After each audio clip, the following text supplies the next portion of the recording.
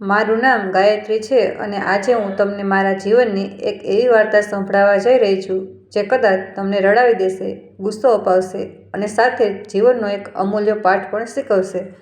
આ વાર્તા છે મારા ઘરના એ છેલ્લે રૂમ નીચેનું તાળું 50 વર્ષ સુધી બંધ રહ્યું. આ વાર્તા છે એ રહસ્યની જે મારા પતિએ આખી જિંદગી મારાથી છુપાવ્યું.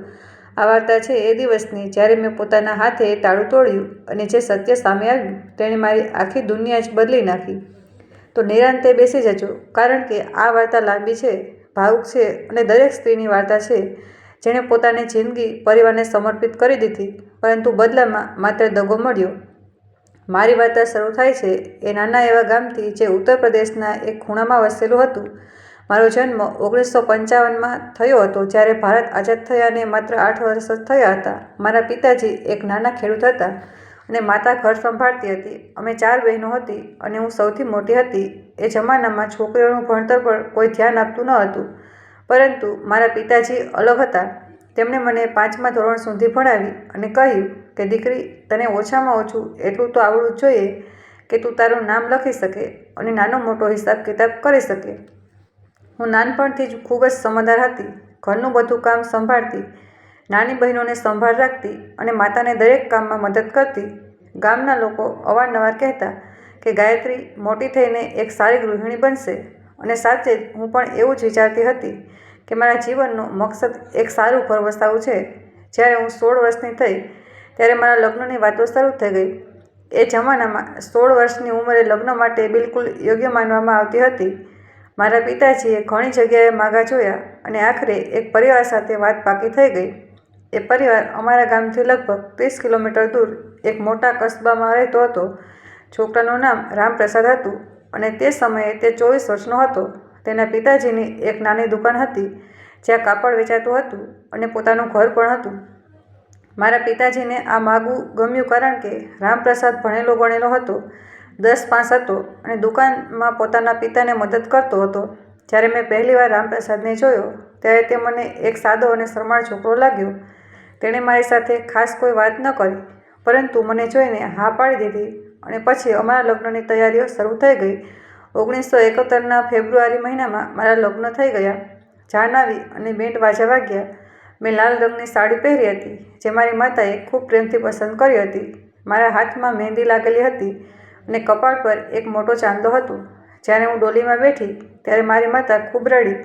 મારી નાની બહેનો પણ રડી રહી હતી અને હું પણ મારા આંસુ રોકી ન શકી. હું વિચારી રહી હતી કે હવે હું મારા મા બાપનું ઘર છોડીને એક અજાણી જગ્યાએ જઈ રહી છું, જ્યાં બધું જ નવું હશે, નવા લોકો હશે, નવા સંબંધો હશે અને મારે બધાને અપનાવવા પડશે.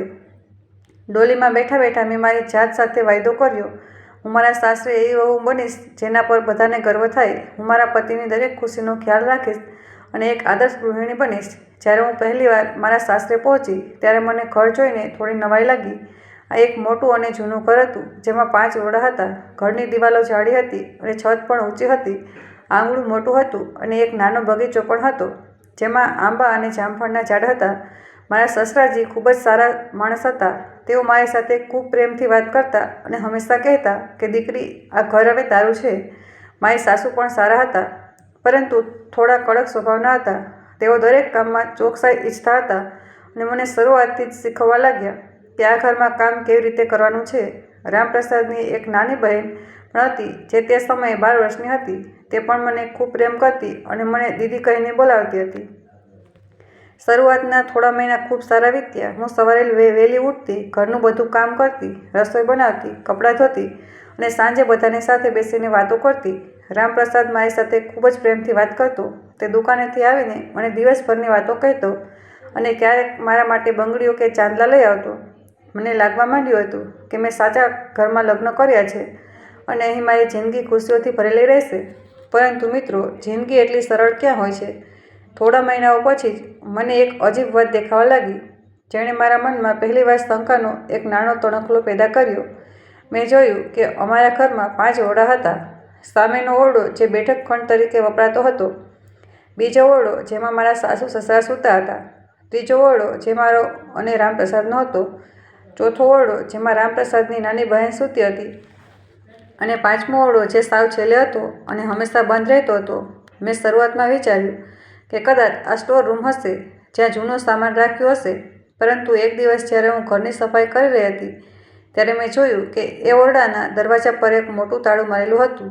ફક્ત તાળું જ નહીં, પણ દરવાજા પર લોખંડની સાંકળ પણ લગાવેલી હતી, જાણે કોઈ બહુ કિંમતી વસ્તુ અંદર રાખવામાં આવી હોય. મને આ જોઈને અજીબ લાગ્યું, પણ મેં કંઈ કહ્યું નહીં, કારણ કે હું એક નવી સવેલી દુલ્હન હતી અને મને લાગ્યું કે ઘરના દરેક રહસ્ય વિશે પૂછવું યોગ્ય નથી.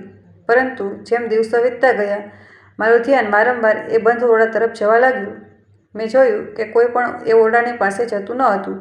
સફાઈ કરતી વખતે પણ એ ઓરડાના દરવાજાને કોઈ અડતું પણ ન હતું. એક દિવસ મેં મારી સાસુમાને પૂછી લીધું. મેં કહ્યું, બા, પેલો છેલ્લો ઓરડો હંમેશા બંધ કેમ રહે છે? શું તેમાં કોઈ જૂનો સામાન રાખ્યો છે? મારી સાસુમાએ મારી સામે એવી રીતે જોયું જાણે મેં કોઈ ખોટો સવાલ પૂછી લીધો હોય. તેમણે કહ્યું, દીકરી, એ ઓરડા વિશે કંઈ જ ન પૂછ. એ ઓરડો બંધ છે અને બંધ જ રહેશે. તારે તેની ચિંતા કરવાની જરૂર નથી. તું બસ બાકીના ઘરની સંભાળ રાખ. હું તેમનો જવાબ સાંભળીને હેરાન રહી ગઈ. મેં વિચાર્યું કે આખરે એ ઓરડામાં એવું તો શું છે કે આટલું રહસ્ય છે, પરંતુ મેં તે સમયે બીજું કંઈ ન કહ્યું, કારણ કે હું મારી સાસુમાનું દિલ દુભાવવા નથી માગતી. તે રાત્રે જ્યારે રામપ્રસાદ દુકાનેથી આવ્યો ત્યારે મેં તેને પણ એ જ સવાલ પૂછ્યો. મેં કહ્યું, સાંભળો છો, પેલો છેલ્લો ઓરડો કેમ બંધ રહે છે? શું તેમાં કંઈ ખાસ છે? રામપ્રસાદે પહેલાં તો મારી વાતને હસીમાં ઉડાવવાનો પ્રયત્ન કર્યો, પણ જ્યારે મેં ફરીથી પૂછ્યું ત્યારે તેનો ચહેરો ગંભીર થઈ ગયો. તેણે કહ્યું, ગાયત્રી, તારે ઓરડાની ચિંતા કરવાની જરૂર નથી. એ ઓરડો બહુ જૂનો છે અને તેમાં ફક્ત ઘરના કેટલાક જરૂરી કાગળો અને જૂનો સામાન રાખેલો છે. બાપુજીએ કહ્યું છે કે એ ઓરડો કોઈ નહીં ખોલે, તો આપણે નહીં ખોલીએ. તું આ બાબતે ભૂલી જા અને તારા કામ પર ધ્યાન આપ. મને તેની વાત સાંભળીને થોડું અજીબ લાગ્યું, પણ મેં વિચાર્યું કે કદાચ સાંજે જ કોઈ જરૂરી કાગળો હશે અને એટલે જ એ ઓરડો આટલી સાવધાનીથી બંધ રાખવામાં આવ્યો છે. મેં તે સમયે તો આ વાતને ભૂલાવી લીધી, પરંતુ મારા મનમાં કોઈ ખૂણે આ સવાલ હંમેશા જળવાઈ રહ્યો. સમય વીતતો ગયો અને મારા લગ્નને 1 વર્ષ પૂરું થઈ ગયું. આ 1 વર્ષમાં હું મારા સાસરિયામાં પૂરી રીતે ટેવાઈ ગઈ હતી. હું સવારે 4 વાગે ઉઠતી, ઘરના બધા કામ બતાવતી, રસોઈ બનાવતી અને બધાનું ધ્યાન રાખતી. મારી સાસુ હવે મારાથી ખૂબ ખુશ રહેતા અને અવારનવાર પાડોશીને સ્ત્રીઓ પાસે મારા વખાણ કરતા. મારા સસરાજી પણ મને ખૂબ માનતા અને હંમેશા કહેતા કે ભગવાને અમારા ઘરમાં બહુ સારી વહુ મોકલી છે. રામપ્રસાદ પણ મને ખૂબ પ્રેમ કરતો હતો અને હવે અમારી વચ્ચે એક સારો સંબંધ બની ચૂક્યો હતો.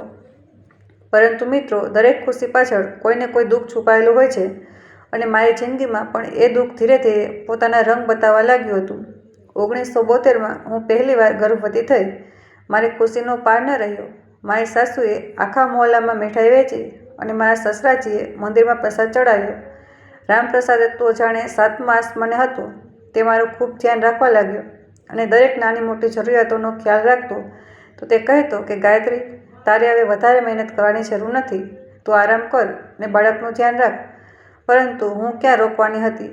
હું મારા 9 મહિના દરમિયાન પણ ઘરનું બધું કામ કરતી રહી. મારી સાસુ કહેતા કે દીકરી, અમારા જમાનામાં સ્ત્રીઓ ખેતરોમાં કામ કરતી અને પછી બાળકને જન્મ આપતી હતી. તું તો ઘરમાં છે એટલે કોઈ તકલીફ નહીં થાય. અને સાચે જ મને કોઈ તકલીફ ન થઈ. હું બિલકુલ સ્વસ્થ હતી અને મારું બાળક પણ પેટમાં સારી રીતે મોટું થઈ રહ્યું હતું. 1972ના નવેમ્બર મહિનામાં મારી પહેલી દીકરીનો જન્મ થયો. જ્યારે દાયણે મને જણાવ્યું કે દીકરી આવી છે ત્યારે હું ખૂબ ખુશ થઈ. મેં વિચાર્યું કે ચાલો, ભગવાને મને એક પ્યારી દીકરી આપી છે જે મારા જેવી હશે અને મારો સાથ આપશે. પરંતુ જ્યારે મારી સાસુને ખબર પડી કે દીકરી આવી છે ત્યારે તેમનો ચહેરો ઉતરી ગયો. તેમણે કહ્યું કે ચાલો, કંઈ નહીં, પહેલી વાર છે, આવતી વખતે દીકરો આવશે. મારા સસરાજીએ પણ કંઈ ખાસ ખુશી ન બતાવી અને રામપ્રસાદ પણ થોડો નિરાશ જણાતો હતો. મને આ જોઈને બહુ દુઃખ થયું કે મારી દીકરીના આવવા પર ઘરમાં કોઈ ખુશી નથી. પરંતુ મેં મારા મનને સમજાવ્યું કે આ તો આપણા સમાજનો રિવાજ છે. લોકો દીકરાને વધારે મહત્ત્વ આપે છે, પરંતુ હું મારી દીકરીને ખૂબ પ્રેમ કરીશ અને તેને ક્યારેય એવો અહેસાસ નહીં થવા દઉં કે તે કમતર છે. મેં મારી દીકરીનું નામ પ્રિયા રાખ્યું છે. બહુ વાલી હતી, ગોળ મટોળ ગાલવાળી, મોટી મોટી આંખોવાળી અને હંમેશા હસતી રહેતી હતી. હું તેને જોઈને મારું બધું જ દુઃખ ભૂલી જતી હતી. હું દિવસ રાત તેની સંભાળ રાખતી અને સાથે જ ઘરનું બધું કામ પણ કરતી હતી. મારી સાસુ કહેતા કે દીકરીને બહુ લાડ ન લડાવો, નહીંતર તે બગડી જશે. પણ હું તેને લાડ કેમ ન લડાવું? તે મારું પહેલું સંતાન હતી, મારો જીવ હતી. રામપ્રસાદ પણ ધીરે ધીરે પ્રિયાને પ્રેમ કરવા લાગ્યો હતો. તે દુકાનેથી આવીને તેને તેડી લેતો અને તેની સાથે વાતો કરતો. મને લાગવા માંડ્યું કે હવે બધું સારું થઈ જશે અને અમારો પરિવાર ખુશીથી રહેશે. પરંતુ મિત્રો, જિંદગીમાં કંઈ પણ કાયમી હોતું નથી. સુખ પછી દુઃખ અને દુઃખ પછી સુખ, આ સિલસિલો ચાલતો જ રહે છે. મારી જિંદગીમાં પણ આ જ થઈ રહ્યું હતું. પ્રિયાના જન્મના 2 વર્ષ પછી હું ફરીથી ગર્ભવતી થઈ. આ વખતે બધાને આશા હતી કે દીકરો આવશે. મારી સાસુએ મંદિરમાં માનતા માની. મારા સસરાજીએ પંડિત પાસે પૂજા કરાવી અને રામપ્રસાદે કહ્યું કે આ વખતે ચોક્કસ દીકરો જ આવશે. મને પણ એવું લાગવા માંડ્યું હતું કે કદાચ આ વખતે દીકરો આવે અને ઘરમાં ખુશી આવે. પરંતુ ભગવાનને કંઈક બીજું જ મંજૂર હતું. 1975માં મારી બીજી દીકરીનો જન્મ થયો, જેનું નામ મેં રીતા રાખ્યું. જ્યારે રીતા જન્મી ત્યારે ઘરમાં જાણે માતમ છવાઈ ગયો હોય તેવું વાતાવરણ થઈ ગયું. મારી સાસુએ મારી સાથે વાત કરવાનું લગભગ બંધ જ કરી દીધું. તે કહેતા કે આ વહુના નસીબમાં દીકરા નથી. મારા સસરાજી પણ મારી સાથે રૂખા થઈ ગયા અને રામપ્રસાદ તો જાણે મારાથી નારાજ જ થઈ ગયો. તે મારી સાથે સરખી રીતે વાત નહોતો કરતો અને હંમેશા ચીડાયેલો રહેતો હતો. મને આ જોઈને બહુ દુઃખ થતું કે મારી દીકરીઓને કોઈ પ્રેમ કરતું નથી. મારી સાસુ પ્રિયા અને રીતાને જોઈને મોઢું બગાડતા અને કહેતા કે આ તો પારકું ધન છે, એમણે એક દિવસ બીજા ઘરે ચાલ્યા જવાનું છે. આપણા ગડબડનો સહારો તો દીકરો જ હોય. મને તેમની વાતો સાંભળીને બહુ તકલીફ થઈ હતી, પરંતુ હું ચૂપચાપ બધું સહન કરી લેતી, કારણ કે હું જાણતી હતી કે સ્ત્રીનું નસીબ જ આવું હોય છે. રીતાના જન્મ પછી ઘરનું વાતાવરણ ખૂબ બદલાઈ ગયું હતું. રામપ્રસાદ હવે મારી સાથે બહુ ઓછી વાત કરતો હતો. તે દુકાનેથી આવતો તો સીધો પોતાના રૂમમાં ચાલ્યો જતો, જમીને સૂઈ જતો અને સવારે મારી સાથે વાત કર્યા વગર જતો રહેતો. મારી સાસુ પણ મારા પર દરેક નાની મોટી વાત પર ચિલ્લાવા લાગ્યા હતા. તે કહેતા કે તું ઘરનું કામ સરખી રીતે નથી કરતી, રસોઈ સારી રીતે નથી બનાવતી, છોકરીઓને બહુ લાડ લડાવે છે. હું બધું જ સંભાળતી રહેતી અને પોતાના કામ કરતી રહેતી. મારી પાસે કોઈ રસ્તો પણ ન હતો. હું ક્યાં જાત? મારા મા બાપ પણ બહુ ગરીબ હતા અને હું જાણતી હતી કે જો હું તેમની પાસે ગઈ તો તેમની મુશ્કેલીઓ વધી જશે. તેથી મેં બધું સહન કરવાનું શરૂ કરી દીધું અને મારી દીકરીઓના ઉછેરમાં લાગી ગઈ. 1977માં હું 3જી વાર ગર્ભવતી થઈ. આ વખતે તો ઘરમાં કોઈ ખુશી ન હતી. મારી સાસુએ કહ્યું કે જો આ વખતે પણ દીકરી આવશે તો હું આ વહુને ઘરની બહાર કાઢી મૂકીશ. રામપ્રસાદે પણ મને ધમકી આપી કે જો દીકરો નહીં થાય તો તે બીજા લગ્ન કરી લેશે. મને બહુ ડર લાગવા લાગ્યો હતો. હું રોજ મંદિરે જતી અને ભગવાનને પ્રાર્થના કરતી કે આ વખતે દીકરો આવી જાય. હું નહોતી કે મારું ઘર તૂટે અને મારી દીકરીઓ બાપ વગરની થઈ જાય. મેં 9 મહિના ખૂબ તણાવમાં વિતાવ્યા. હું વિચારતી રહેતી કે જો ફરીથી દીકરી થશે તો શું થશે? શું સાચે જ રામપ્રસાદ મને છોડી દેશે? શું મારી દીકરીઓ અનાથ થઈ જશે? આ બધું વિચારીને હું રાત્રે રડતી રહેતી. 1978ના ફેબ્રુઆરી મહિનામાં મારા 3જા બાળકનો જન્મ થયો અને આ વખતે ભગવાને મારું સાંભળી લીધું. મને દીકરો થયો. જ્યારે દાઈણે મને જણાવ્યું કે દીકરો આવ્યો છે ત્યારે હું ખુશીથી રડી પડી. મને લાગ્યું જાણે મારી બધી મુસીબતો પૂરી થઈ ગઈ છે. જ્યારે મારી સાસુને ખબર પડી ત્યારે તેમણે આખા મોહલ્લામાં મીઠાઈ વેચી. મારા સસરાજીએ મંદિરમાં ભંડારો કરાવ્યો અને રામપ્રસાદે જાણે પાગલ થઈ ગયો તે મને વારંવાર કહેતો હતો કે તે બહુ સારું કર્યું કે મને દીકરો આપ્યો. હવે હું તને બહુ પ્રેમ કરીશ. મને આ બધું જોઈને અજબ લાગતું હતું. મેં તો 3ય વખતે બાળકને જન્મ આપ્યો હતો પરંતુ માત્ર દીકરાના આવવા પર જ આટલી ખુશી કેમ? શું મારા દીકરાઓ ઇન્સાન નથી? પરંતુ મેં મારા મનની વાત કોઈને ન કહી અને ખુશ રહેવાનું નાટક કરવા લાગી. મેં મારા દીકરાનું નામ રાખ્યું રાજેશ. તે ખૂબ જ વાલો હતો અને બધાનો લાડકો હતો. મારી સાસુ તેને આખો સમય ખોળામાં તેડી રાખતી. મારા સસરાજી તેના માટે રમકડાં લાવતા અને રામપ્રસાદ તો તેને પોતાનાથી એક પળ પણ દૂર નહોતો કરતો. મને જોઈને નવાઈ લાગતી હતી કે કેવી રીતે એક બાળકના આવવાથી આખા ઘરનું વાતાવરણ બદલાઈ શકે છે. મારી દીકરીઓ પ્રિયા અને રીતા પોતાના ભાઈને ખૂબ પ્રેમ કરતી હતી. તેઓ તેની સાથે રમતી, તેનો ખ્યાલ રાખતી, પરંતુ ઘરમાં કોઈ તેમને એટલું પ્રેમ નહોતું કરતું જેટલું રાજેશને મળતો હતો. મને મારી દીકરીઓ માટે બહુ દુઃખ થતું હતું, પણ હું શું કરું? આ તો આપણા સમાજની વિચારધારા હતી જેને હું એકલી બદલી શકતી ન હતી. રાજેશના જન્મ પછી મારી જિંદગી થોડી સરળ થઈ ગઈ હતી. રામપ્રસાદ હવે મારી સાથે સારી રીતે વાત કરવા લાગ્યો હતો. મારી સાસુ પણ મારા પર ઓછું ચિલ્લાતી હતી અને ઘરનું વાતાવરણ થોડું સુધરી ગયું હતું. પરંતુ મિત્રો, જેવું જે મેં પહેલાં કહ્યું હતું કે તે બંધ ઓરડાનું રહસ્ય હજુ પણ મારા મનમાં હતું. ક્યારેક જ્યારે હું ઘરની સફાઈ કરતી ત્યારે મારું ધ્યાન તે ઓરડા તરફ જતું રહેતું. વિચારતી કે આખરે શું હશે તે ઓરડામાં, તેને કેમ આટલી કડકાઈથી બંધ રાખવામાં આવ્યો છે.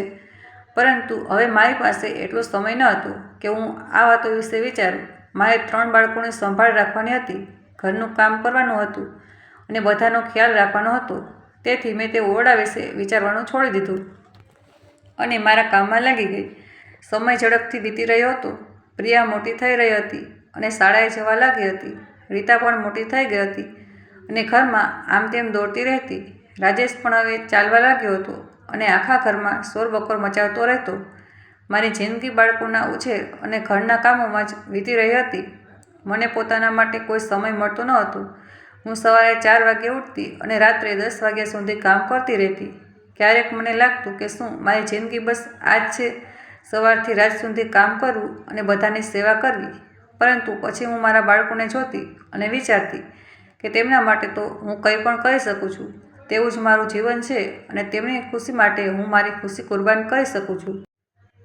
1980નો દાયકો શરૂ થયો અને મારા બાળકો મોટા થવા લાગ્યા. પ્રિયા હવે 10 વર્ષની થઈ ગઈ હતી અને ખૂબ જ સમજદાર હતી. તે મને દરેક કામમાં મદદ કરતી અને પોતાની નાની બહેન તથા ભાઈનો પણ ખ્યાલ રાખતી. રીતા 8 વર્ષની હતી અને બહુ તોફાની હતી. તે હંમેશા કંઈ ને કંઈ ઊંધું જતું કરી દેતી. રાજેશ 6 વર્ષનો થઈ ગયો હતો અને શાળાએ જવા લાગ્યો હતો.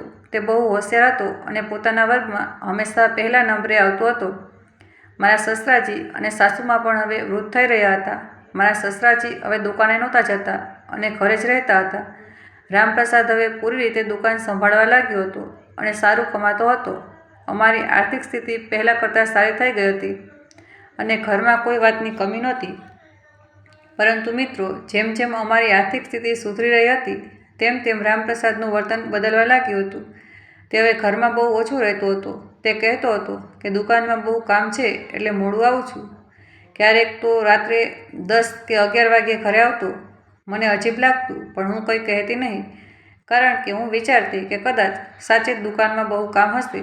પરંતુ એક દિવસ મારી એક પાડોશણે મને કહ્યું કે ગાયત્રી, તારા પતિને તો હું સાંજે 7 વાગ્યે દુકાન બંધ કરતા જોઉં છું, તો પછી તે આટલો મોડા ઘરે કેમ આવે છે? હું તેની વાત સાંભળીને વિચારમાં પડી ગઈ. મેં વિચાર્યું કે જો દુકાન 7 વાગ્યે બંધ થઈ જતી હોય તો રામપ્રસાદ 10-11 વાગ્યા સુધી ક્યાં રહે છે? તે દિવસથી મેં રામપ્રસાદ પર ધ્યાન રાખવાનું શરૂ કર્યું. મેં જોયું કે તે ઘરે આવ્યા પછી બહુ થાકેલો દેખાતો હતો, પરંતુ તેના કપડામાંથી કોઈ પરફ્યુમની સુગંધ આવતી હતી. મેં એ પણ જોયું કે તે હવે પોતાના રૂમને તાળું લગાવીને સૂવા લાગ્યો હતો અને ક્યારેય રાત્રે ચૂપચાપ બહાર નીકળી જતો હતો. મને શંકા થવા લાગી કે કંઈક તો ગડબડ છે, પણ હું કંઈ કહી શકતી ન હતી કારણ કે મારી પાસે કોઈ પુરાવો ન હતો. હું બસ મારા મનમાં વિચારતી રહેતી અને પરેશાન થતી રહેતી હતી. મેં એકવાર રામપ્રસાદને પૂછ્યું કે તમે આટલા મોડા કેમ આવો છો? તો તેને બહુ ગુસ્સામાં કહ્યું કે તારે મારા કામ સાથે શું લેવા દેવા? હું કમાઈને લાવું છું તો બસ તારે ઘર સંભાળવું જોઈએ. તેની વાત સાંભળીને હું ચૂપ થઈ ગઈ અને મેં ફરી ક્યારેય તેને આ સવાલ ન પૂછ્યો. પરંતુ મારા મનમાં શંકાની આગ ધીરે ધીરે વધી રહી હતી. હું રાત્રે સૂઈ શકતી ન હતી અને વિચારતી રહેતી કે શું રામપ્રસાદ મને દગો આપી રહ્યો છે? શું તેનું કોઈ બીજી સ્ત્રી સાથે ચક્કર ચાલી રહ્યું છે? આ બધું વિચારીને મારું દિલ બેસી જતું હતું. પરંતુ હું કોઈને કહી શકતી ન હતી. હું મારી સાસુને પણ કહી શકતી નહોતી, કારણ કે મને ખબર હતી કે તે પણ મારા પર શંકા કરશે અને કહેશે કે હું મારા પતિ પર ખોટા આરોપ લગાવી રહી છું. હું મારા મા બાપને પણ કહી શકતી નહોતી, કારણ કે તેઓ બહુ દૂર રહેતા હતા અને હું નહોતી ઈચ્છતી કે તેમને મારી વજહથી કોઈ તકલીફ થાય. તેથી મેં મારા દિલની વાત મારા પર સુધી જ રાખી અને ચૂપચાપ બધું સહન કરતી રહી. 1983માં એક દિવસે હું બન્યું જેણે મારી જિંદગી બદલી નાખી. તે દિવસે રામપ્રસાદ દુકાને ગયો હતો અને હું ઘરે એકલી હતી. બાળકો શાળાએ ગયા હતા. મારી સાસુ તેમની એક સહેલીના ઘરે ગયા હતા અને મારા સસરાજી બહાર બેઠકમાં કેટલાક પાડોશીઓ સાથે વાતો કરી રહ્યા હતા. હું ઘરની સફાઈ કરી રહી હતી અને હું છેલ્લા ઓરડા પાસે પહોંચી ગઈ. મેં તે બંધ દરવાજો જોયો અને મારા મનમાં ફરીથી એ જ જૂનો સવાલ જાગ્યો કે આખરે શું હશે આ ઓરડામાં. મેં વિચાર્યું કે કેમ ન આજે જોઈ જ લઉં, પણ પછી મને ડર લાગ્યો કે જો કોઈ જોઈ જશે તો બહુ ખરાબ થશે. પણ ફરી મેં વિચાર્યું કે હું માત્ર દરવાજા પાસે જઈને જોઈ લઈશ કે અંદરથી કોઈ અવાજ તો નથી આવી રહ્યો ને. હું ધીરે ધીરે દરવાજા પાસે ગઈ અને કાન લગાવીને સાંભળવાની કોશિશ કરી. મને અંદરથી કોઈ અવાજ ન આવ્યો. બધું જ બિલકુલ શાંત હતું. મેં દરવાજાના તાળાને જોયું. તે એક બહુ જૂનું લોખંડનું તાળું હતું, જેના પર કાટ લાગી ગયો હતો. મેં દરવાજાની સાંકળ પણ જોઈ, જે બહુ મજબૂત હતી. હું વિચારી રહી હતી કે આટલી કડકાઈથી દરવાજો બંધ કરવાની શું જરૂર છે? જો માત્ર જૂનો સામાન જ હોય તો સાદું તાળું તો લગાવી શકાય ને, પરંતુ સાંકળ શા માટે? હું મારા જ સવાલોમાં ગૂંચવાયેલી હતી. ત્યાં જ અચાનક મને મારા સસરાજીનો અવાજ સંભળાયો. તેઓ મને બોલાવી રહ્યા હતા. હું જલ્દીથી ત્યાંથી હટી ગઈ અને તેમની પાસે ચાલી ગઈ. પરંતુ તે દિવસે પછી મારું મન તે ઓરડામાં જ અટવાયેલું રહેવા લાગ્યું. તે રાત્રે મેં રામપ્રસાદને ફરીથી તે સવાલ પૂછવાનો પ્રયત્ન કર્યો. મેં કહ્યું, સાંભળો છો, મને બહુ અજીબ લાગે છે કે પેલો છેલ્લો ઓરડો આટલી કડકાઈથી બંધ કેમ છે?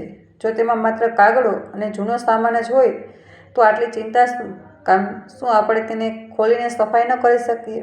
રામપ્રસાદે મારી વાત સાંભળીને બહુ ગુસ્સો કર્યો. તેણે કહ્યું, ગાયત્રી, મેં તને પહેલાં પણ કહ્યું હતું ને કે એ ઓરડો વિશે ન પૂછતી. એ ઓરડો બાપુજીનો છે અને તેમણે મનાઈ કરી છે કે કોઈ તેને ન ખોલે. તારે દરેક બાબતમાં નાખવાની જરૂર નથી. તું તારું કામ કર અને બાળકોનું ધ્યાન રાખ. બસ. હું તેની વાત સાંભળીને ચૂપ થઈ ગઈ. પરંતુ મારા મનમાં પહેલાં કરતાં પણ વધારે શંકા થવા લાગી. મેં વિચાર્યું કે જે રામપ્રસાદ આટલો ગુસ્સો કરી રહ્યો છે તો નક્કી કંઈક કેવું છે જે તે છુપાવી રહ્યો છે.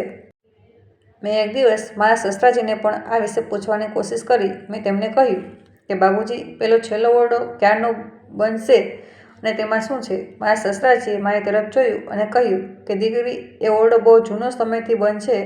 તેમાં આપણા પરિવારના કેટલાક જરૂરી કાગળો અને એવી વસ્તુઓ છે જે બહુ કિંમતી છે. અમે નથી ઈચ્છતા કે કોઈ તેને અડે, એટલે જ અમે ઓરડો બંધ કરી દીધો છે. તારે તેની ચિંતા કરવાની જરૂર નથી. હું તેમની વાત સાંભળીને પણ સંતુષ્ટ ન થઈ, પરંતુ મેં વધારે કંઈ ન કહ્યું, કારણ કે હું જાણતી હતી કે જો હું જીદ કરીશ તો બધાને ખોટું લાગશે. સમય વીતતો ગયો અને મારા બાળકો મોટા થતા ગયા. પ્રિયા હવે 15 વર્ષની થઈ ગઈ હતી અને ખૂબ સુંદર હતી. તેના લગ્નની વાતો પણ ચાલવા લાગી હતી. રીટા 13 વર્ષની હતી અને હજુ પણ ભણી રહી હતી. રાજેશ 11 વર્ષનો થઈ ગયો હતો અને બહુ હોશિયાર હતો. તે પોતાના વર્ગમાં હંમેશા અવ્વલ લાવતો હતો. મારા સસરાજી હવે બહુ વૃદ્ધ થઈ ગયા હતા અને મોટાભાગનો સમય પથારીમાં જ રહેતા હતા. મારી સાસુ પર નબળા પડી ગયા હતા, છતાં પણ ઘરની દેખરેખમાં લાગેલા રહેતા હતા. રામપ્રસાદની દુકાન હવે બહુ સારી ચાલી રહી હતી અને અમારી પાસે પૈસાની કોઈ કમી ન હતી. પરંતુ તેમ છતાં મારા મનમાં એક ખાલીપો હતો. મને લાગતું હતું કે કંઈક તો એવું છે જે મારાથી છુપાવવામાં આવી રહ્યું છે. 1986માં મારા સસરાજી બહુ બીમાર પડી ગયા.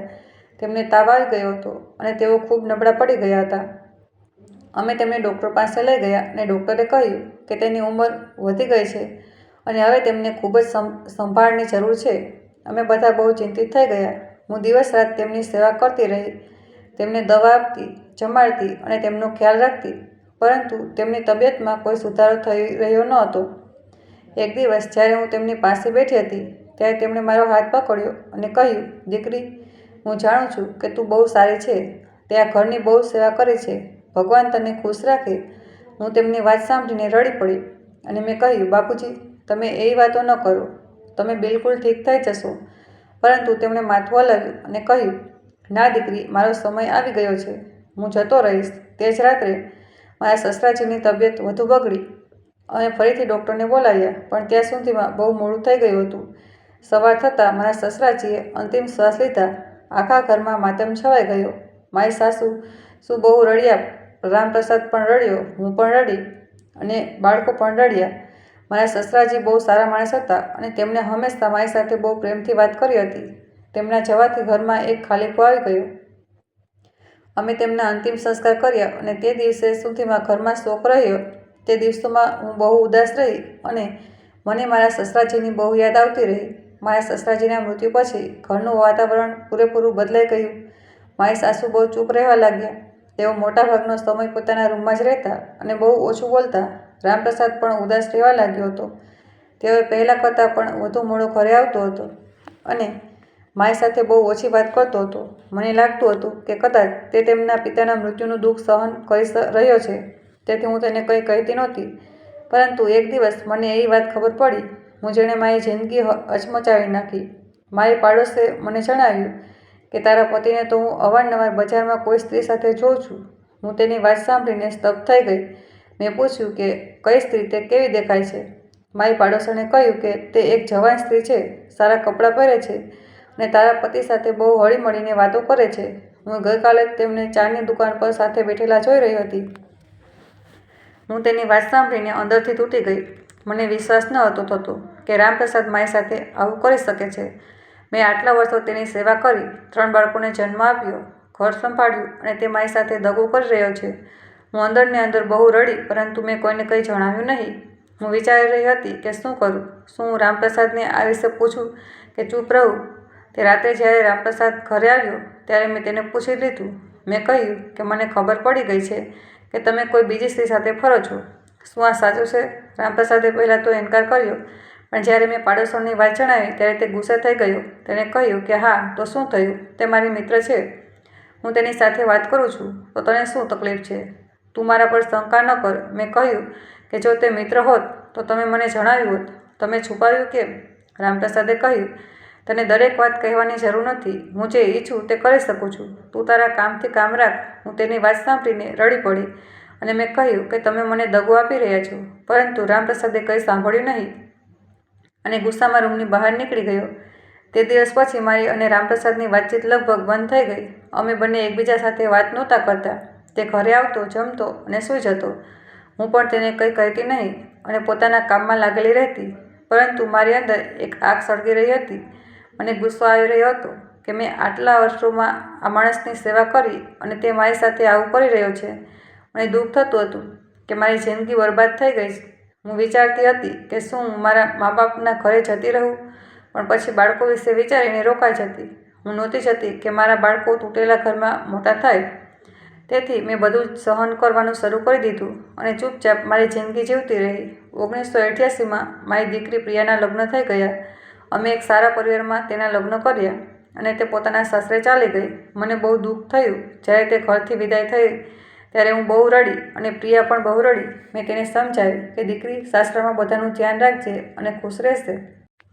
પ્રિયાએ મને વચન આપ્યું કે તે મને ભૂલશે નહીં અને અવારનવાર મળવા આવશે.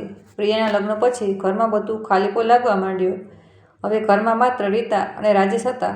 રીતા હવે 17 વર્ષની થઈ ગઈ હતી અને રાજેશ 15 વર્ષનો હતો. બંને પોતાના ભણતરમાં વ્યસ્ત હતા અને હું મારા કામમાં. રામપ્રસાદનું વર્તન હવે વધુ ખરાબ થઈ ગયું હતું. તે હવે ઘરમાં બહુ ઓછો રહેતો અને જ્યારે રહેતો ત્યારે બહુ ચીડાયેલો રહેતો. તે નાની નાની વાતોમાં મારા પર ચીલાતો અને ક્યારેક તો બાળકો પર પણ ચીલાવી દેતો. મારી સાસુ પણ હવે બહુ વૃદ્ધ થઈ ગયા હતા અને તેમને કંઈ સમજાતું ન હતું. તેઓ મોટાભાગનો સમય પોતાના ઓરડામાં જ રહેતા અને બહાર નહોતા આવતા. ઘરનો બધો જ બોજ મારા પર હતો. મારે બધું જ સંભાળવું પડતું. બાળકોનું ભણતર, ઘરનું કામ, સાસુની દેખરેખ અને રામપ્રસાદનું. મૂળું થાકી ગઈ હતી, પણ હું હાર માનવા તૈયાર ન હતી. હું મારા બાળકો માટે મજબૂત બનવા માંગતી હતી. 1990માં મારી સાસુ પણ અવસાન પામ્યા. તેમનું મૃત્યુ મારા સસરાની જેમ અચાનક નહોતું થયું. તેઓ ધીરે ધીરે નબળા પડતા ગયા અને એક દિવસ તેમણે પણ અંતિમ શ્વાસ લીધો. તેમના મૃત્યુ પછી ઘરમાં માત્ર હું, રામપ્રસાદ, રીતા અને રાજેશ રહી ગયા. હવે ઘર બહુ સૂનું લાગવા માંડ્યું હતું. મને મારા સસરા અને સાસુની બહુ યાદ આવતી. ભલે મારી સાસુએ ક્યારેય મને બહુ પ્રેમ નહોતો કર્યો, પરંતુ તેમ છતાં તેઓ મારા પરિવારનો ભાગ હતા. તેમના ગયા પછી મને લાગ્યું કે હવે આ ઘરમાં કોઈ વડીલ નથી જે આપણને સાચો રસ્તો બતાવે. હવે બધું અમારે જ સંભાળવાનું હતું. ગાયત્રીના જીવનમાં હવે વડીલોની છત્રછાયા પણ જતી રહી છે. મારી સાસુના મૃત્યુના થોડા મહિના પછી રીતાના પણ લગ્ન થઈ ગયા. અમે તેના પણ એક સારા ઘરમાં લગ્ન કરાવ્યા અને તે પણ પોતાના સાસરે ચાલી ગઈ. હવે ઘરમાં માત્ર હું, રામપ્રસાદ અને રાજેશ રહી ગયા હતા. રાજેશ હવે 18 વર્ષનો થઈ ગયો હતો અને કોલેજ જવા લાગ્યો હતો. તે બહુ હોશિયાર હતો અને ભણવામાં ઘણો સારો હતો. મને તેના પર બહુ ગર્વ હતો. હું ઈચ્છતી હતી કે તે મોટો થઈને કંઈક બને અને પોતાના પગ પર ઊભો રહે. રામપ્રસાદ પણ રાજેશને બહુ પ્રેમ કરતો હતો અને તેની દરેક જરૂરિયાત પૂરી કરતો હતો, પરંતુ મારી સાથે હજુ પણ બહુ ઓછી વાત કરતો હતો. અમારા સંબંધોમાં હવે માત્ર ઔપચારિકતા જ રહી ગઈ હતી. અમે બંને એક જ ઘરમાં રહેતા હતા, પણ એકબીજાથી બહુ દૂર હતા. 1995માં રાજેશના પણ લગ્ન થઈ ગયા. તેની પત્નીનું નામ સુમિત્રા હતું અને તે બહુ સારી છોકરી હતી. મને તેના પ્રત્યે ખૂબ પ્રેમ જાગ્યો. હું તેને દીકરીની જેમ માનતી હતી અને તેનું બહુ ધ્યાન રાખતી હતી. રાજેશના લગ્ન પછી ઘરમાં ફરીથી થોડી રોનક આવી ગઈ. સુમિત્રા મારા દરેક કામમાં મદદ કરતી હતી અને મને માજી કહીને બોલાવતી હતી. મને લાગવા માંડ્યું કે હવે કદાચ મારી જિંદગીમાં થોડી ખુશીઓ આવશે. પરંતુ મિત્રો, જિંદગીમાં ખુશીઓ એટલી સરળતાથી નથી આવતી. થોડા સમય પછી જ ઘરમાં ફરીથી સમસ્યાઓ શરૂ થઈ ગઈ. રાજેશ અને સુમિત્રા વચ્ચે અવારનવાર ઝઘડા થવા લાગ્યા. સુમિત્રા કહેતી કે રાજેશ તેનું ધ્યાન નથી રાખતો અને હંમેશા પોતાના મિત્રો સાથે ફરતો રહે છે. રાજેશ કહેતો કે સુમિત્રા બહુ વધારે ડિમાન્ડી છે અને હંમેશા કંઈક ને કંઈક માંગતી રહે છે. હું બંનેને સમજાવવાની કોશિશ કરતી રહી, પરંતુ કોઈ મારી વાત સાંભળતું ન હતું. રામપ્રસાદ તો આ બધા ઝઘડાઓથી બિલકુલ અલગ રહેતો હતો. તે કહેતો કે આ રાજેશ અને સુમિત્રાનો મામલો છે અને તેમને જ ઉકેલવા દો. મને આ બધું જોઈને બહુ દુઃખ થતું. હું વિચારતી કે શું દરેક ઘરમાં આવા જ ઝઘડા થતા હશે? શું ક્યારેય શાંતિ નહીં મળે? 2000માં સુમિત્રાએ એક દીકરાને જન્મ આપ્યો. હું દાદી બની ગઈ. મને બહુ ખુશી થઈ. મેં મારા પુત્રનું નામ રાખ્યું અમન. તે બહુ વાલો હતો અને હું તેને બહુ પ્રેમ કરતી હતી. હું તેની સાથે રમતી, તેની વાર્તાઓ સાંભળાવતી અને તેનું પૂરેપૂરું ધ્યાન રાખતી. અમનના આવવાથી ઘરમાં થોડી ખુશી આવી ગઈ. ગાયત્રીજી દાદી બની ગઈ છે, પણ પહેલું રહસ્ય હજુ અકબંધ છે. રાજેશ અને સુમિત્રાના ઝઘડા પણ ઓછા થઈ ગયા, પરંતુ રામપ્રસાદનું વર્તન હજુ પણ એવું જ હતું. તે હવે ખૂબ વૃદ્ધ થઈ ગયો હતો. તેના વાળ સફેદ થઈ ગયા હતા અને ચહેરા પર કરસલીઓ પડી ગઈ હતી. તેમ છતાં તે ઘરમાં બહુ ઓછો રહેતો અને માઈ સાથે બહુ ઓછી વાત કરતો હતો. 2005માં રામપ્રસાદે દુકાન બંધ કરી દીધી. હવે તે વૃદ્ધ થઈ ગયો હતો અને દુકાન ચલાવી શકે તેમ ન હતો. રાજેશે એક નોકરી શરૂ કરી દીધી હતી અને તે ઘરનો ખર્ચ ચલાવી રહ્યો હતો. હવે અમે બધા ઘરમાં જ રહેતા હતા. રામપ્રસાદ મોટાભાગનો સમય પોતાના રૂમમાં રહેતો અથવા બહાર બેઠકમાં બેસી રહેતો. હું પણ હવે 60 વર્ષની થઈ ગઈ હતી અને મને પણ નબળાઈ આવવા લાગી હતી. તેમ છતાં હું ઘરનું બધું કામ કરતી હતી. સુમિત્રા પણ મદદ કરતી હતી, પરંતુ હું ઈચ્છતી હતી કે હું જ બધું સંભાળું. એ મારી આદત બની ગઈ હતી. એક દિવસ હું ઘરની સફાઈ કરી રહી હતી અને હું ફરીથી પહેલા છેલ્લા ઓરડા પાસે પહોંચી ગઈ. છેલ્લા કેટલાય વર્ષોમાં મેં તે ઓરડા વિશે વિચારવાનું બંધ કરી દીધું હતું, પરંતુ તે દિવસે અચાનક મારું ધ્યાન ફરીથી પહેલા તાળાધરી તરફ ગયું.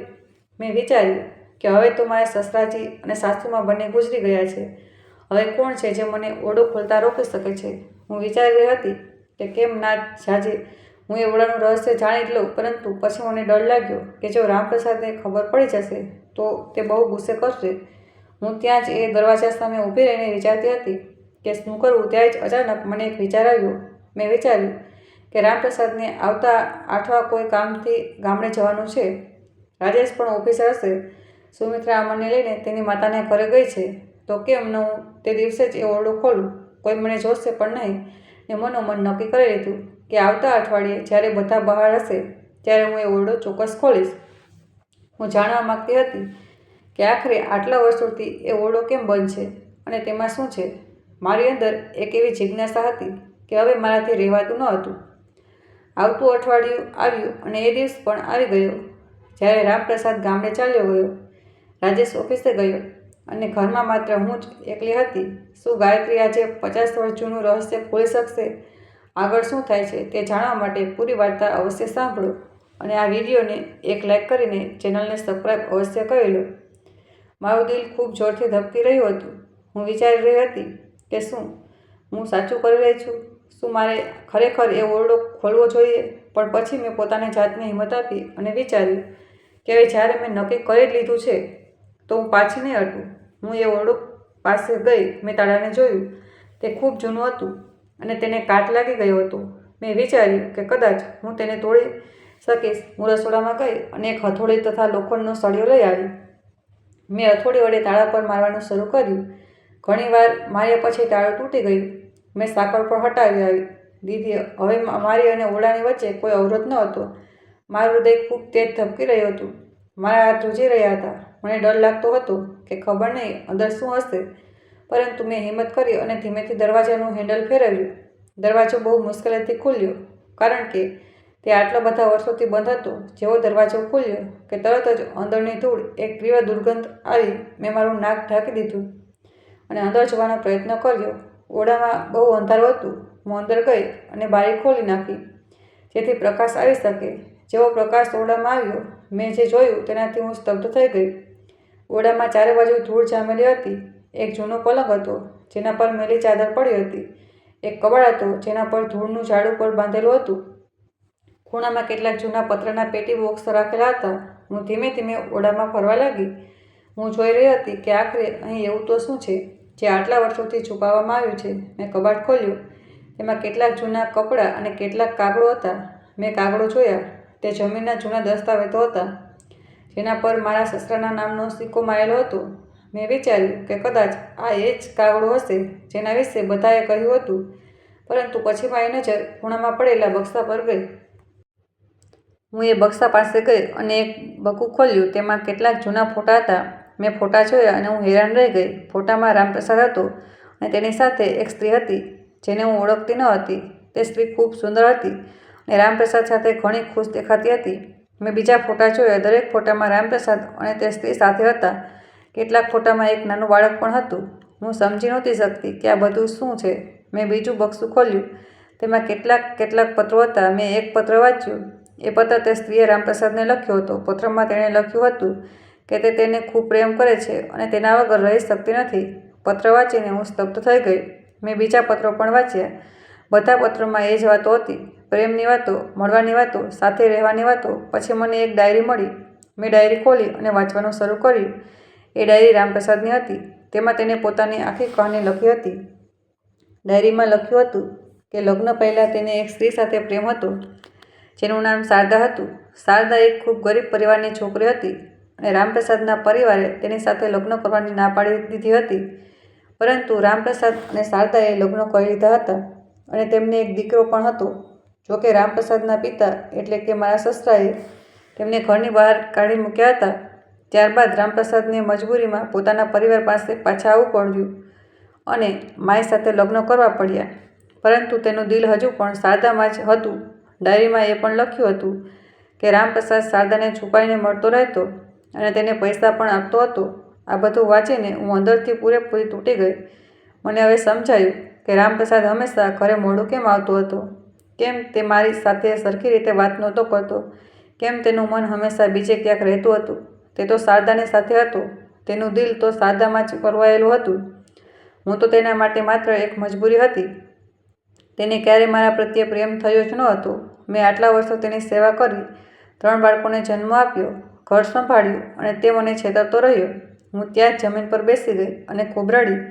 મને લાગી રહ્યું હતું કે મારી આખી જિંદગી એક જૂઠાણું હતી. મારો પ્રેમ ખોટો હતો. મારી ખુશીઓ ખોટી હતી. બધું જ ખોટું હતું. મને સમજાતું નહોતું કે હવે મારે શું કરવું જોઈએ. હું બસ રડતી જ રહી. થોડી વાર પછી જ્યારે મેં મારી જાતને સંભાળી ત્યારે વિચાર્યું કે મારે આ બધું રાજેશને કહેવું જોઈએ. મારે પ્રિયા અને રીતાને પણ જણાવવું જોઈએ. તેમને ખબર પડવી જોઈએ કે તેમના પિતાએ અમારી સાથે શું કર્યું છે. પરંતુ પછી મેં વિચાર્યું કે જો હું આ બધું કહીશ તો ઘરમાં બહુ મોટો હોબાળો થઈ જશે. બાળકોને બહુ તકલીફ થશે. શું મારા બાળકોને આટલું બધું દુઃખ આપી શકું? હું સતત વિચારતી રહી. મારા મનમાં ઘણા બધા સવાલો હતા, ઘણી બધી શંકાઓ હતી અને ઘણો બધો ગુસ્સો હતો.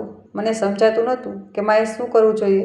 આખરે મેં નક્કી કર્યું કે હું રામપ્રસાદ સાથે વાત કરીશ. હું તને પૂછીશ કે આ બધું શું છે. હું તેની પાસે જવાબ માંગીશ. તે રાત્રે જ્યારે રામપ્રસાદ ગામડેથી પાછો આવ્યો ત્યારે હું તેની રાહ જોઈ રહી હતી. રાજેશ તેના રૂમમાં સૂઈ ગયો હતો. ઘરમાં બધા સૂઈ ગયા હતા. મેં રામપ્રસાદને મારા રૂમમાં બોલાવ્યો અને કહ્યું કે મારે તમારી સાથે વાત કરવી છે. રામપ્રસાદે પૂછ્યું, શું વાત છે? મેં કહ્યું, મેં આજે પેલો છેલ્લો ઓરડો ખોલી નાખ્યો. મેં બધું જ જોઈ લીધું. ફોટા, પત્રો, ડાયરી, બધું જ. હવે હું બધું જ જાણું છું. રામપ્રસાદનો ચહેરો ફીકો પડી ગયો. તે કંઈ બોલી શક્યો નહીં. મેં તેને પૂછ્યું, શું આ બધું સાચું છે? શું તમારી પહેલી પત્ની અને દીકરો છે? શું તમે આટલા વર્ષો સુધી મને છેતરતા રહ્યા? રામપ્રસાદે માથું ઝુકાવી લીધું અને કંઈ બોલ્યો નહીં. મેં ફરીથી કહ્યું, તમે કંઈ બોલો, મને જવાબ આપો. મેં તમારા માટે આટલું બધું કર્યું અને તમે મારી સાથે આવું કર્યું. તમને શરમ નથી આવતી? રામપ્રસાદે ધીમેથી કહ્યું, હા, આ બધું સાચું છે. શારદા મારી પહેલી પત્ની છે અને અમારે એક દીકરો પણ છે. પણ હું મજબૂર હતો. બાપુજીએ મને તેનાથી અલગ કરી દીધો અને તારી સાથે લગ્ન કરાવી દીધા. હું શું કરતો? મેં કહ્યું, પરંતુ જો તમે મને પ્રેમ નહોતા કરતા તો લગ્ન કેમ કર્યા? મને દગો કેમ આપ્યો? રામપ્રસાદે કહ્યું, હું શું કરતો? ઘરના લોકો કહેતા હતા એટલે કરવા પડ્યા. પણ મારું દિલ તો શારદામાં જ હતું. હું તેને ભૂલી શક્યો નહીં. હું તેની વાત સાંભળીને લાલચોળ થઈ ગઈ. મેં કહ્યું, તો તમે મારી જિંદગી બરબાદ કરી દીધી. તમે મને છેતરી. અને હવે તમને કોઈ અફસોસ પણ નથી. રામપ્રસાદે કહ્યું, જો ગાયત્રી, મને અફસોસ છે, પણ હવે હું શું કરી શકું? જે થઈ ગયું તે થઈ ગયું. હવે આપણે આગળનું વિચારીએ. મેં કહ્યું, આગળનું વિચારીએ? તમે મને મૂર્ખ સમજો છો.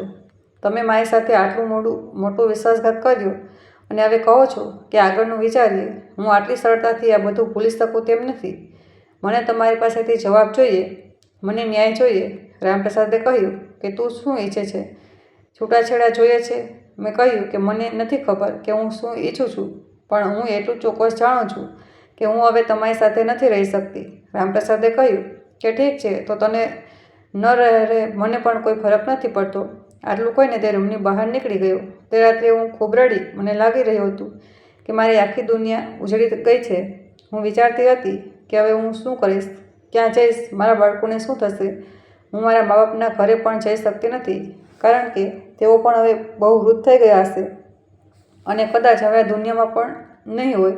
હું બીજે ક્યાંય પણ જઈ શકતી નથી, કારણ કે મારી પાસે કોઈ બીજી જગ્યા નથી. મારી પાસે કોઈ નોકરી નથી, કોઈ પૈસા નથી. હું બિલકુલ લાચાર છું. હું વિચારતી હતી કે સ્ત્રીનું નસીબ જ હોય છે.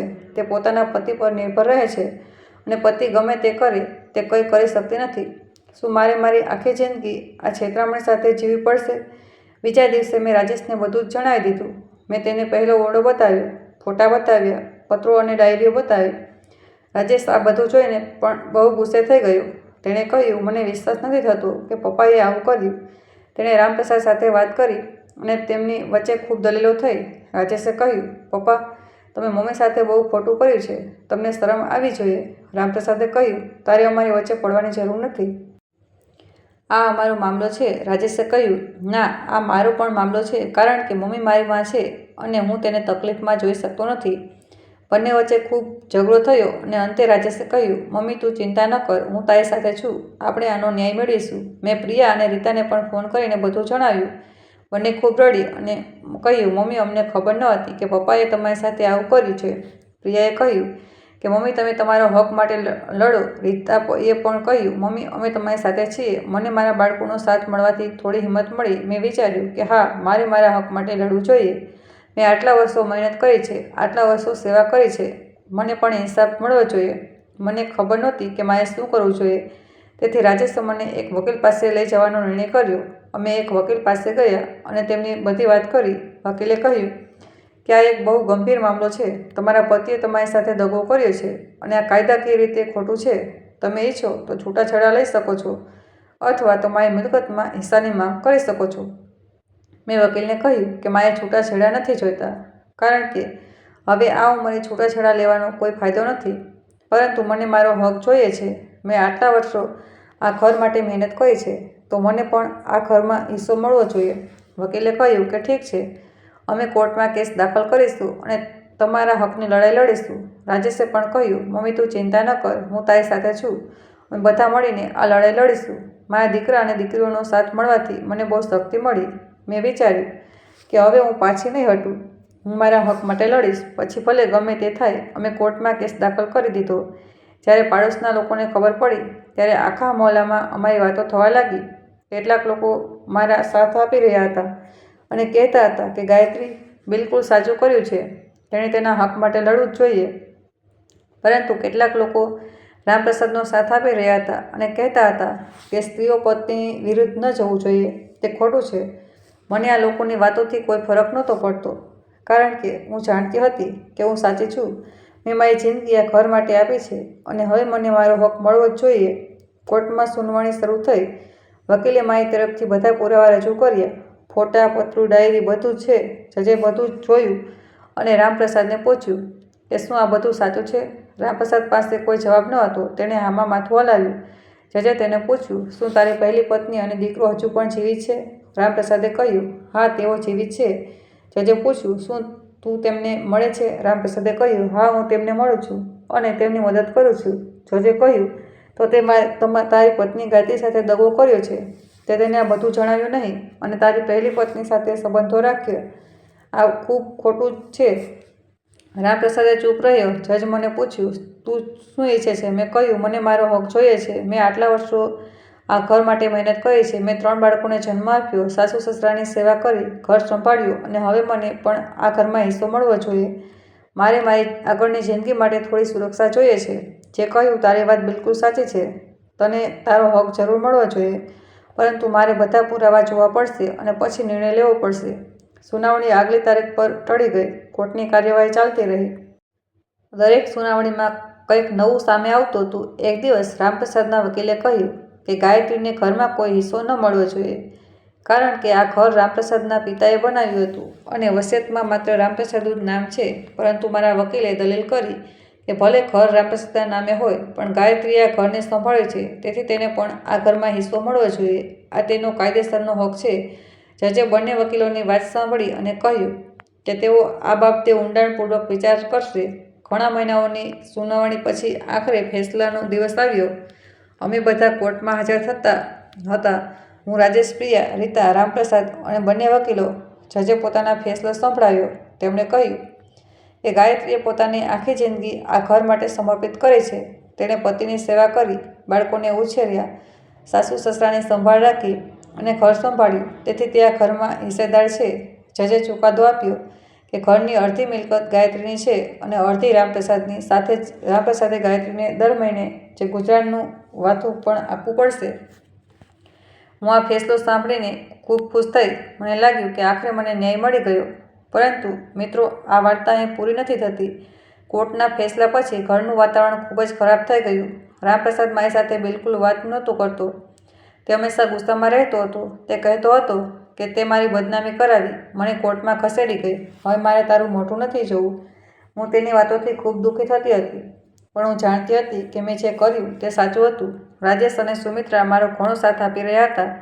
પ્રિયા અને રીતા પણ અવારનવાર મને મળવા આવતી અને મારી હિંમત વધારતી હતી. થોડા મહિનાઓ પછી મેં વિચાર્યું કે કેમ ને હું પેલી શારદાને મળું. હું જાણવા માંગતી હતી કે તે કોણ છે, કેવી છે અને તેની વાર્તા શું છે. મેં રામપ્રસાદ પાસે શારદાનું સરનામું માંગ્યું. પહેલાં તો તેણે ના પાડી દીધી, પણ જ્યારે મેં જીદ કરી ત્યારે તેણે આપી દીધું. હું એકલી જ તે સરનામે ગઈ. તે શહેરના બહારના વિસ્તારમાં આવેલું એક નાનું મકાન હતું. મેં દરવાજો ખખડાવ્યો. એક સ્ત્રીએ દરવાજો ખોલ્યો. તે શારદા હતી.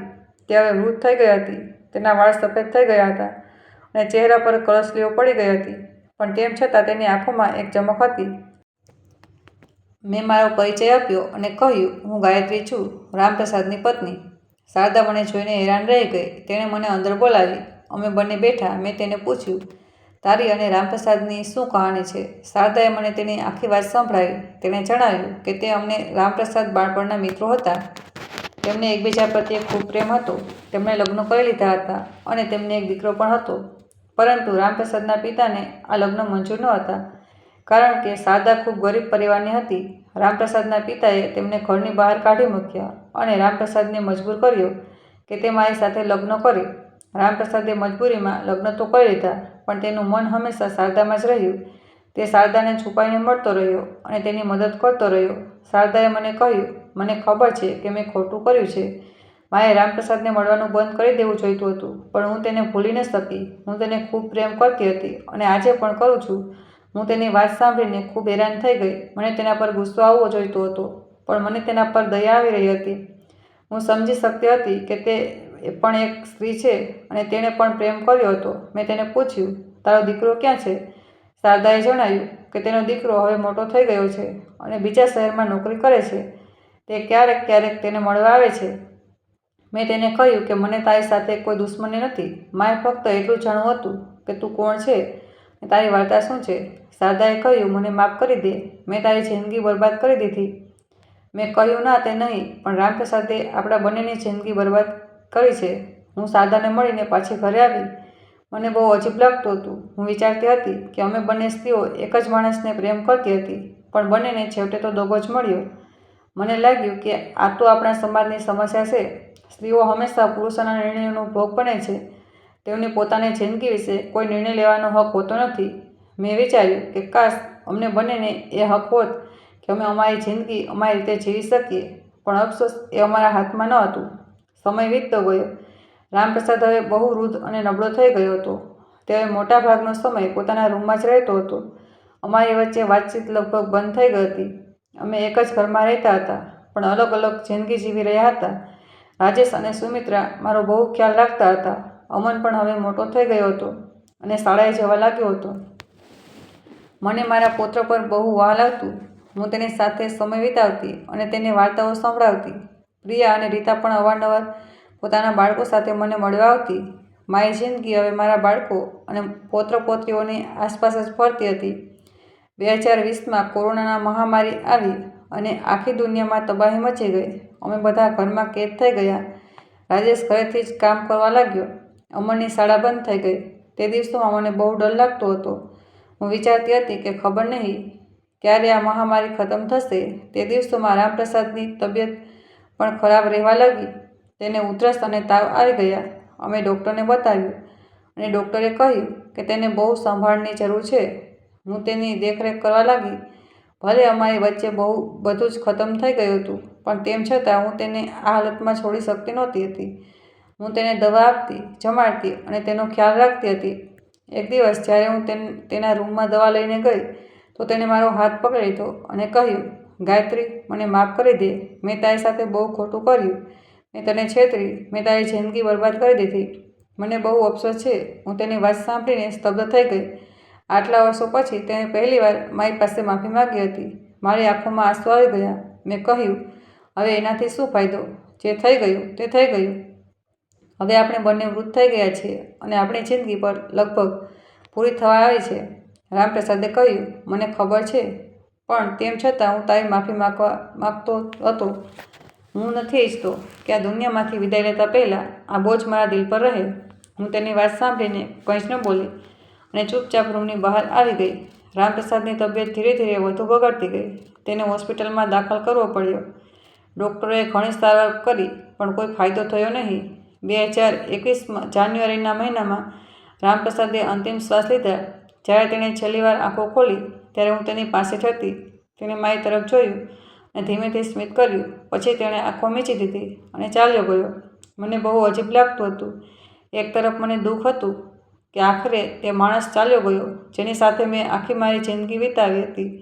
બીજી તરફ મને એક અજીબ રાહત પણ મળી હતી કે હવે તે જૂઠ અને દગો ખતમ થઈ ગયો.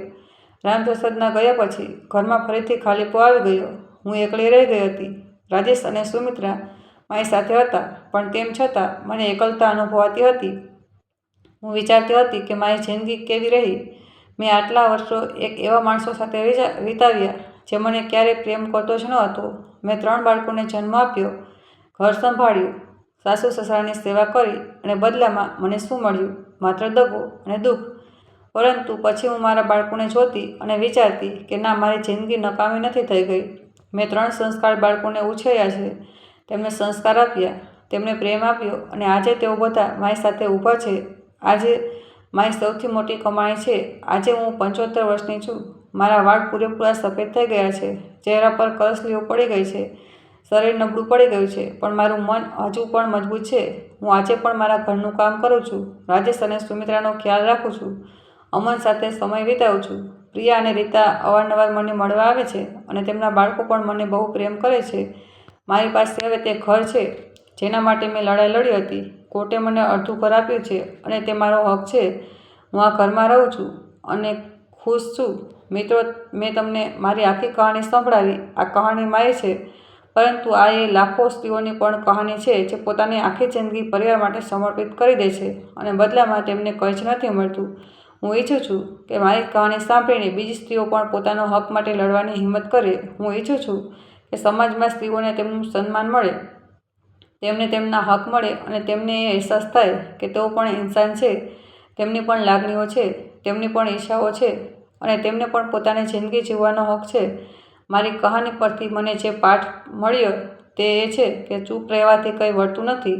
જો તમારી સાથે ખોટું થઈ રહ્યું હોય તો તમારે અવાજ ઉઠાવવો જોઈએ. ભલે આખી દુનિયા તમારી વિરુદ્ધ હોય, પણ જો તમે સાચા હોવ તો તમારે અડગ રહેવું જોઈએ. કહ્યું ને, તમે સાચા હો. મેં મારા હક માટે લડાઈ લડી અને મને ન્યાય મળ્યો. આ સરળ ન હતું. મારી ઘણી તકલીફો વેઠવી પડી, સમાજના મહેણા સાંભળ્યા, લોકોની વાતો સાંભળવી પડી, પણ હું અટકી નહીં, કારણ કે હું જાણતી હતી કે હું સાચી છું. હું આજની સ્ત્રીઓને કહેવા માગું છું કે તમે તમારા હક માટે લડો, તમારો અવાજ ઉઠાવો, ચૂપ ન રહો. તમારી પાસે પૂરો અધિકાર છે કે તમે તમારી જિંદગી તમારી મરજીથી જીવો. કોઈને એ હક નથી કે તે તમારી સાથે ખોટું કરે અને તમે ચૂપ રહો. જો તમારા પતિ તમને છેતરી રહ્યા હોય તમારે તેમની વિરુદ્ધ અવાજ ઉઠાવવો જોઈએ. જો તમારા સાસરિયા પક્ષના લોકો તમારી સાથે ખરાબ વર્તન કરી રહ્યા હોય તો તમારે તેમનો વિરોધ કરવો જોઈએ. ગાયત્રીની આ વાર્તા હિંમત અને આત્મસન્માનની એક પ્રેરણાદાયી મિસાલ છે. અન્યાય સામે અવાજ ઉઠાવીને તેણે સાબિત કરી દીધું કે સ્ત્રી ક્યારેય નબળી નથી હોતી. જો સમાજ તમને દબાવવાની કોશિશ કરી રહ્યો હોય તો તમારે તેની સામે ઊભા રહેવું જોઈએ. યાદ રાખો કે તમે એકલા નથી.